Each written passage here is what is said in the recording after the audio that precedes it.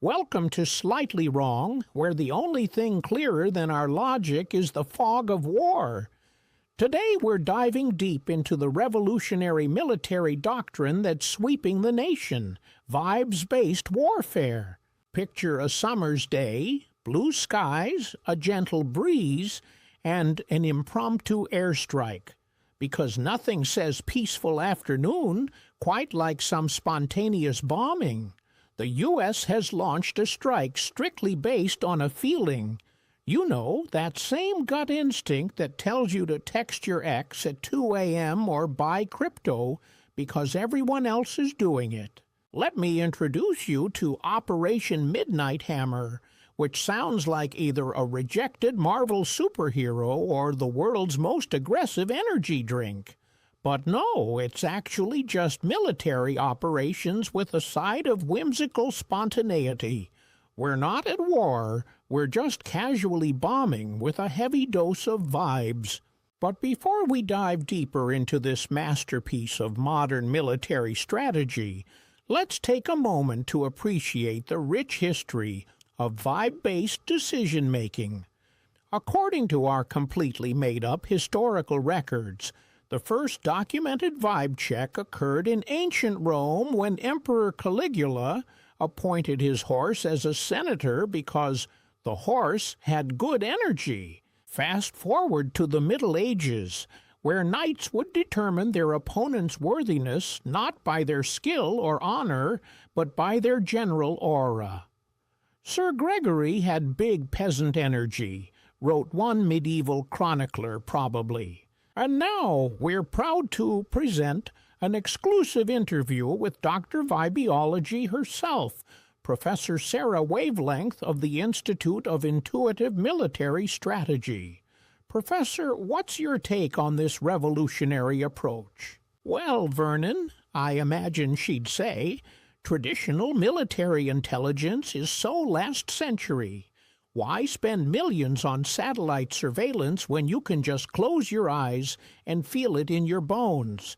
Our studies show that vibes are 60% more efficient than actual intelligence gathering, primarily because we made up that statistic right now. But wait, there's more. Our investigative team has uncovered several classified case studies of successful vibe-based operations. Take Operation Mood Ring, where an entire tactical unit was deployed because someone had a funny feeling about Tuesday. Or the infamous Project Good Energy, where military equipment was replaced with healing crystals and motivational posters. Breaking news! We're now getting reports of a new international coalition forming, the United Nations Vibe Security Council.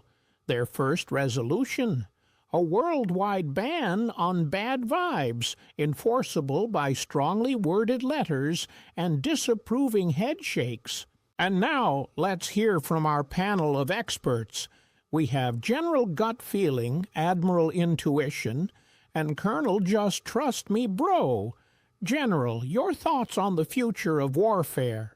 It's simple, says the General. We've evolved beyond the need for evidence. Why verify intelligence when you can just vibe with it? Besides, paperwork kills the mood. The Admiral chimes in.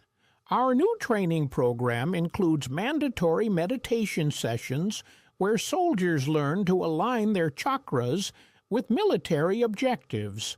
We've replaced the war room with a Zen garden, and all strategic decisions are now made via group yoga. But not everyone's on board with this revolutionary approach. Critics argue that maybe, just maybe, international military operations should require more justification than "I felt like it." To which supporters respond, "Sounds like something someone with bad vibes would say." In a shocking development, the Department of Defense has announced the creation of a new position, Chief Vibe Officer. Their primary responsibility, making sure all military operations pass the essential vibe check, The current selection process involves a rigorous assessment of candidates' aura readings and their ability to detect good vibes in a double-blind study. And let's not forget the technological advances in this field. The Pentagon has reportedly invested billions in developing the world's first quantum vibe detector. It's like a Geiger counter, but instead of radiation, it measures the ethereal concept of good vibes. Early prototypes were just magic 8 balls with military-grade stickers, but we're told the new version is much more sophisticated. As we wrap up today's episode, remember, in this brave new world of military operations, the only intelligence that matters is emotional intelligence. Who needs satellite imagery when you have strong feelings? Why bother with reconnaissance when you can just wing it? This has been Slightly Wrong, where we continue to ask the important questions like, what if we just vibed our way through international relations? Remember, stay slightly wrong, and if today's episode felt almost right, but mostly wrong, then our mission is accomplished. Catch you in the next Bizarre Breakdown.